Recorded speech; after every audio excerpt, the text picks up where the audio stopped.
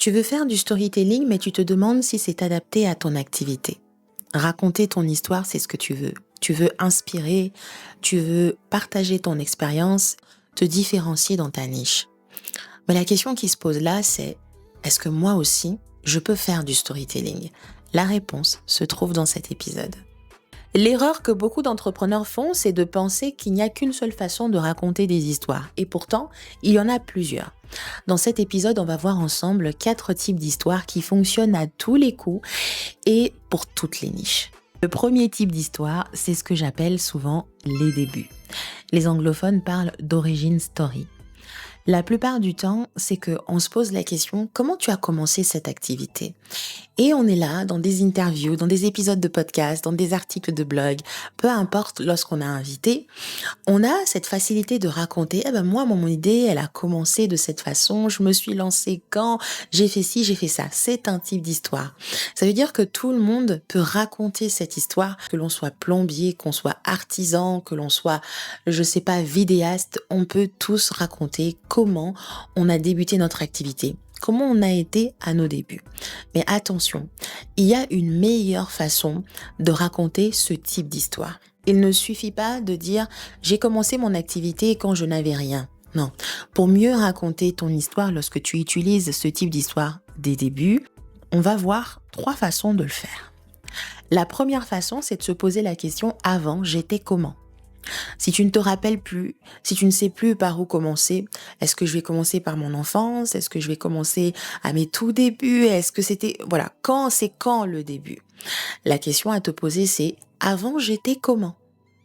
Avant de lancer mon projet, avant d'être la personne que je suis aujourd'hui, avant d'avoir le business, le commerce que j'ai aujourd'hui, comment j'étais? Deuxième façon de bien raconter ses débuts, c'est surtout de se poser la question quand est-ce que j'en ai eu marre?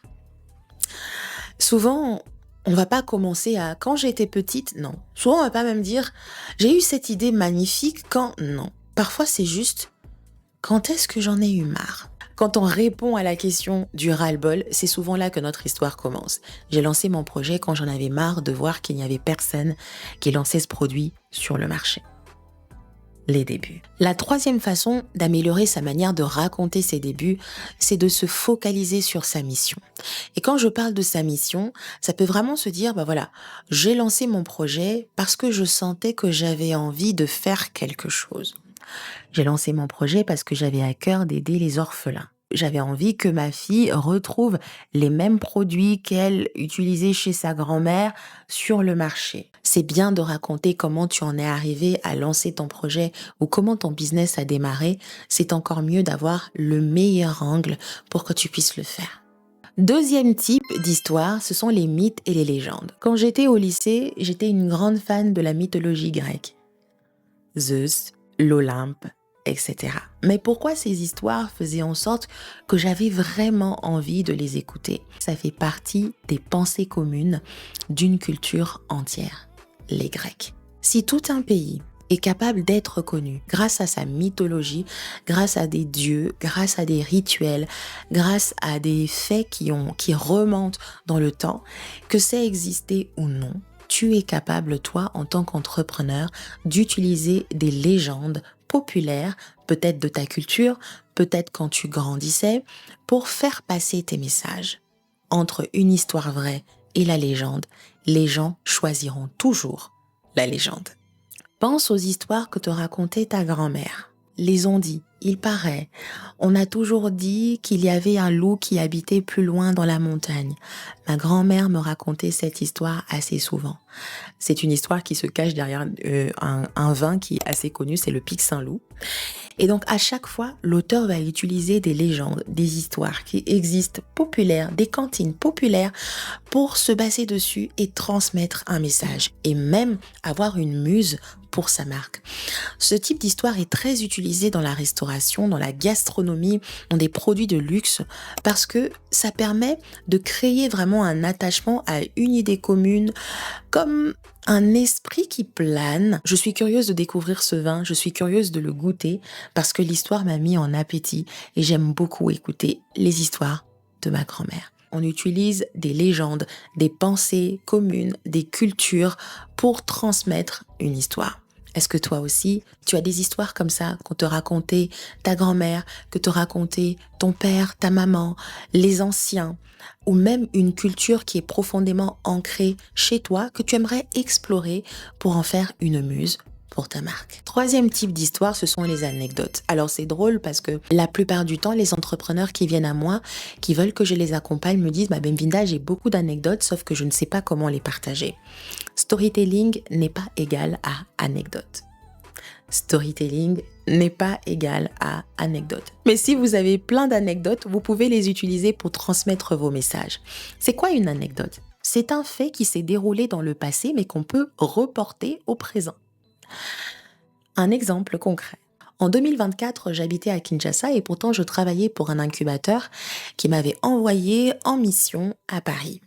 Et quand je suis arrivée à Paris, dans un forum qui était assez connu, j'ai rencontré le président de la République française, Emmanuel Macron. C'est un fait qui s'est déroulé dans le passé, mais que je rapporte au présent parce que j'ai envie de transmettre un message. Ce message on peut peut-être vivre une vie totalement normale et se retrouver dans un espace où on est vu, où on est pris pour nos propres compétences jusqu'à rencontrer le chef de l'État. C'est une anecdote. C'est une façon de raconter une histoire pour transmettre un message et surtout pour améliorer encore plus son positionnement. Quatrième type d'histoire, les histoires de vie. Je sais que ça peut poser vraiment problème pour certaines personnes. Voilà, mon domaine me demande de la discrétion. Je n'ai pas à parler de ma vie pour transmettre quelque chose. Et c'est là où on se trompe. Parce que dans son histoire personnelle, on peut puiser absolument énormément de leçons, énormément d'atouts pour se positionner comme un mentor, se positionner comme un exemple, un guide qui accompagne son audience. Peu importe que l'on soit comptable, que l'on soit avocat, que l'on soit plombier, que l'on soit mécanicien, vous pouvez utiliser votre expérience personnelle pour inspirer votre audience, pour amplifier votre positionnement et votre personal branding. Aujourd'hui, beaucoup d'entrepreneurs utilisent les histoires de vie pour renforcer leur personal branding. On pense ici à Bill Gates, on pense ici à Alex Hormozy, Leila Hormozy. On pense à Cyril Lignac qui utilise également dans son histoire personnelle des ressources tout simplement pour créer encore plus et même pour transmettre un message. Voilà pour aujourd'hui. Mon challenge pour toi, c'est que tu puisses choisir un type d'histoire qui t'inspire, qui te fait envie pour pouvoir créer du contenu. Tu peux même tous les expérimenter parce qu'ils fonctionnent absolument dans toutes les niches. Amuse-toi. Tu peux même tous les utiliser et changer au fur et à mesure, mais le tout c'est de rester cohérent à sa marque, cohérent à l'esprit de sa marque. Si tu sens qu'il y a un blocage et que tu te demandes ok c'est bon, j'ai tout ce qu'il me faut, je vois les types d'histoires, je peux commencer, mais voilà, il y a toujours quelque chose qui me bloque.